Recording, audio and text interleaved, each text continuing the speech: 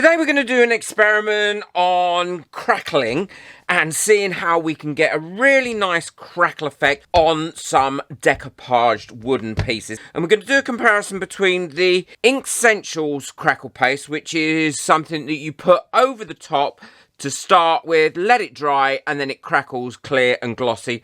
But we're also going to see if I can get a hack to work that I come up with where I use normal crackle, which you would use with acrylic paints, but instead use it with varnish. Now I've got some decoupage tissue and I want this heart to have quite an antique-y look and feel to it once it's done. So I'm not going to paint the underneath of the heart first, which is what I would normally do with tissue.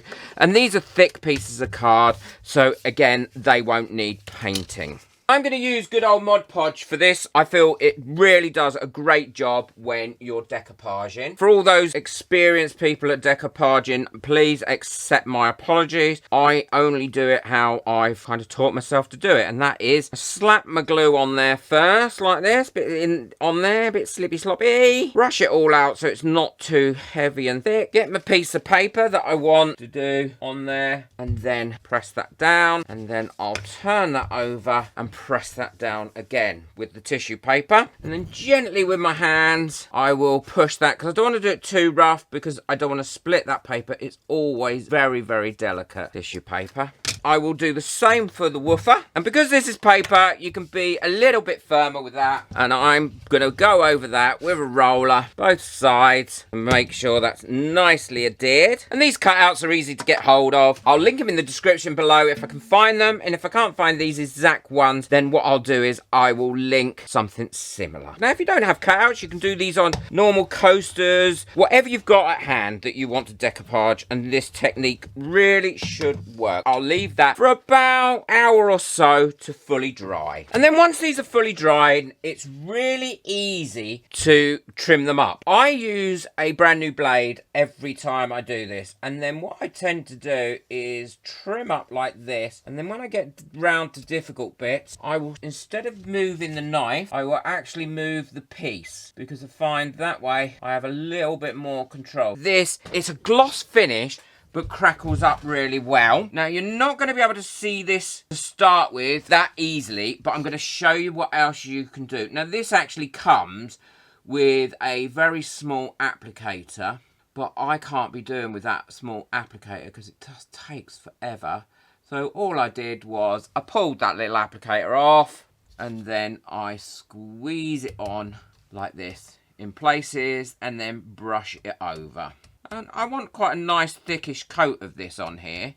Great thing is, it's not too expensive. It really does actually go quite a long way. Try and get as even a coat on there as possible. Make sure you get it fully covered. What you want to try and avoid is creating any bubbles with it. So don't go heavily brushing. All that will do is create lots of bubbles under there.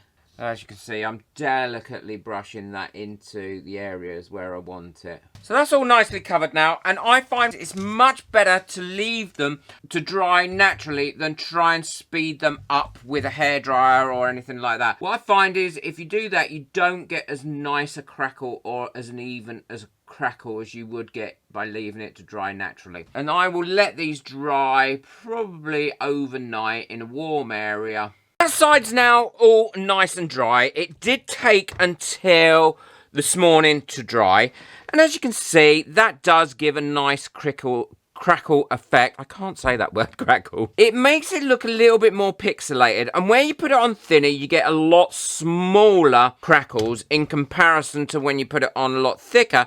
As you can see, there's some larger crackles going on there. But this one does flake off if you're not careful. Look, it comes off quite easily off the actual piece. The dog has come out quite well. I quite like that. And this is the hack with this easy and very, very cheap medium. What I'm going to do is put some of this on, and as I said, I will link it in the description below.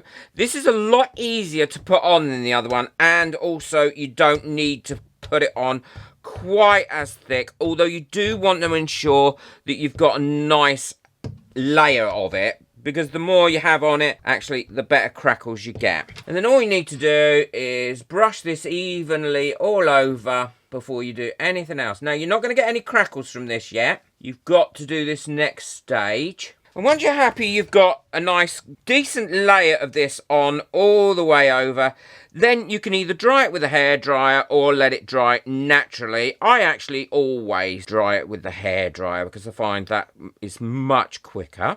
Unlike the first one I showed you, this one really you can have it from start to finish completed in about 20 minutes. Everything crackles dry the lot. They're all nicely covered now. Pop the lid on, and now I'm going to go over these with a hairdryer and dry them off. It's time to put on the polyacrylic varnish.